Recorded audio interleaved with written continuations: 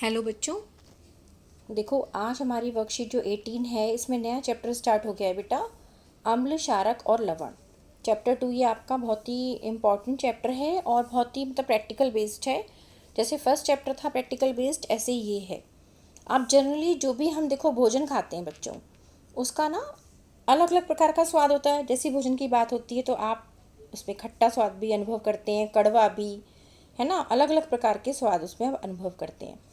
तो ये जो खट्टा और कड़वा स्वाद होता है बच्चों, ये ना अम्ल और क्षार के कारण होता है।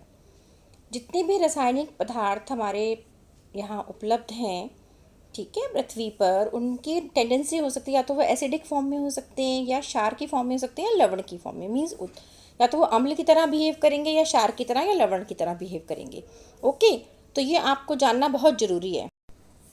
तो देखिए, ऐसे पदार्थ जो खट्टे होते हैं स्वाद में, जैसे कि दही, नींबू, संतरा, ये सब, इनकी प्रवृत्ति अम्लीय होती है। इन्हें अम्ल, इनके अंदर क्योंकि अम्ल होता है, और ये प्राकृतिक अम्ल के उदाहरण हैं। ओके, नेचुरल जो ऑर्गेनिक एसिड्स हम इन्हें कहते हैं। और जो पदार्थ स्वाद में कड़वे जैसे होते हैं, जैसे बेकिंग सोडा, ठीक है, और आप इसके विलयन को अगर उंगलियों पर रगड़ेंगे तो साबुन जैसा चिकना चिकना उसमें लगेगा, आपको अनुभव होगा। ऐसे पदार्थ कहलाते हैं बच्चों क्षारक। इनकी प्रकृति क्षारीय होती है। ओके, अब देखिए, इन दोनों की जो लवण और क्षार दोनों की तरह बिहेव करते हैं वो होते हैं, अम्ल और क्षार की तरह दोनों की तरह बिहेव करेंगे वो होते हैं लवण।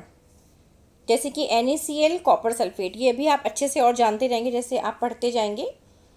लेकिन कुछ पदार्थ ऐसे हैं, जैसे हमने चक्कर बताया खट्टा टेस्ट होगा, लेकिन बच्चों कुछ पदार्थ ऐसे भी होते हैं जिनको हम चख नहीं सकते, लेकिन उनकी प्रवृत्ति या तो अम्लीय होती है, क्षारीय हो सकती है।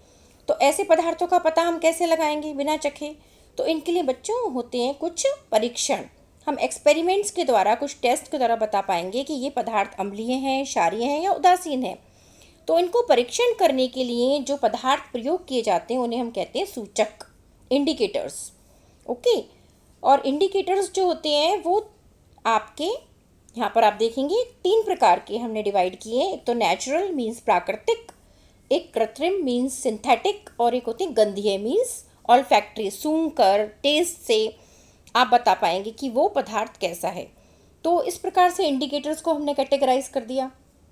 अब प्राकृतिक इंडिकेटर्स को हम देखें, ये मैं आपको प्रैक्टिकल वाली वीडियो भी शेयर करूंगी, तो आप अच्छे से और समझ लेंगे कि कैसे इंडिकेटर्स बिहेव करते हैं। अगर हम प्राकृतिक इंडिकेटर देखें तो इसमें लिटमस पेपर बहुत इंपॉर्टेंट है, ठीक है। लाइकेन से बनता है, ये बिल्कुल नेचुरल इंडिकेटर है। और इसमें लाल पत्ता गोभी को और हल्दी को, ये आपने पहली क्लास और 8th क्लासेस में, प्रीवियस क्लासेस में किया है, हल्दी से कैसे हम एक्सपेरिमेंट करते हैं।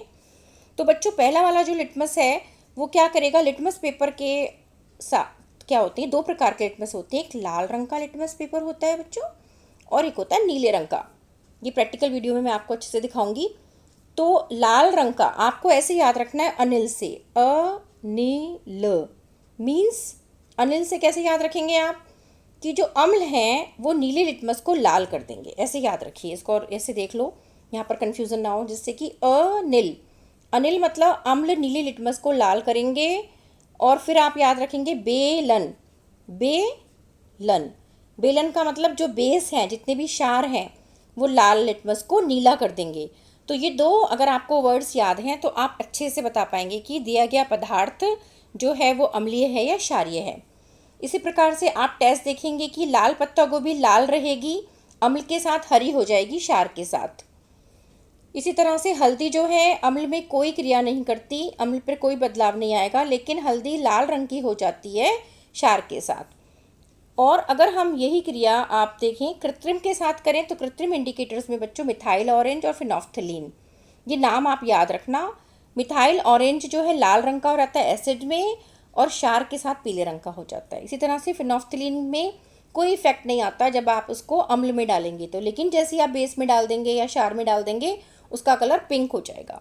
ओके, अब देखिए नेचुरल में आपने देखा, आर्टिफिशियल में देखा, अब आप देखिए टेस्ट वाले जो ऑल्फैक्टरी हैं। प्याज का रस जो है वो अम्ल के साथ और तीव्र गंध देगा, लेकिन क्षार के साथ कोई गंध नहीं देगा। कितनी तेज स्मेल होती है, सब दब जाएगी अगर आप क्षार के साथ उसकी रिएक्शन करा देंगे। इसी तरह से वनीला, वनीला का जो है जैसा स्मेल है वैसी रहेगी एसिड में, लेकिन कोई भी स्मेल नहीं आएगी अगर आप क्षार के साथ क्रिया कराएंगे उसकी। तो इसी तरह से लौंग का तेल, लौंग का तेल की जो स्मेल होती है, बड़ी स्ट्रॉन्ग सी लौंग की स्मेल आती है, वो अम्ल के साथ वैसी रहती है, लेकिन क्षार के साथ उसकी गंध खत्म हो जाती है। तो आप देखेंगे कि सबकी इनकी ऑल्फैक्टरी इंडिकेटर्स में सब क्षार के साथ कोई गंध नहीं देते, लेकिन अम्ल के साथ उनकी गंध जो होती है वो स्ट्रॉन्ग रहती है। ओके, तो ये देखिए, ये आपको अच्छे से समझ में आया। इसके साथ साथ हम एक बात और जान के चलेंगे अपने एसिड और बेस के बारे में, कि अम्ल तो नीले लिटमस को लाल करते ही हैं, जैसे मैंने आपको अभी अनिल से समझाया था, स्वाद में भी खट्टे होते हैं। और धातु, उसमें आप देखेंगे कि धातुओं का संक्षारण करते हैं, मीन्स ये जलीय विलयन में H आयंस देते हैं। जैसे कि सारे के सारे एसिड्स दिखाए हैं, एसिड्स अगर हम आयनिक हिसाब से देखें सब में H आयंस पाए जाएंगे। आप फार्मूला देख के पहचान लेंगे दिया हुआ पदार्थ एसिड है या बेस है, अगर आप अच्छे से इसको पढ़ रहे हैं तो।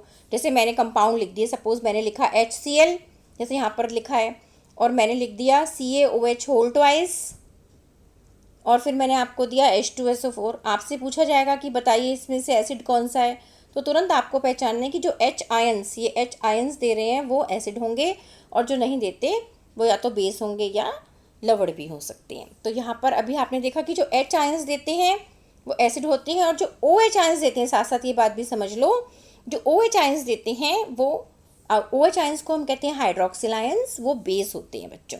ठीक है, क्योंकि वाटर के अंदर, वाटर क्योंकि न्यूट्रल है, उदासीन होता है, इसको अगर आयोनाइज करेंगे तो हमें H आयन और OH आयन प्राप्त होते हैं। तो H आयंस एसिड की टेंडेंसी है देने की, और OH आयंस जो है वो बेस की टेंडेंसी है देने की। ओके, तो ये भी आपने अच्छे से समझ लिया। अब आप क्वेश्चन आंसर देखेंगे, क्वेश्चन आंसर को हम अगली वीडियो में समझ लेते हैं। इतना आप समझ के चैप्टर को अच्छे से पढ़िए, फिर हम क्वेश्चन आंसर डिस्कस करते हैं। ओके बच्चों।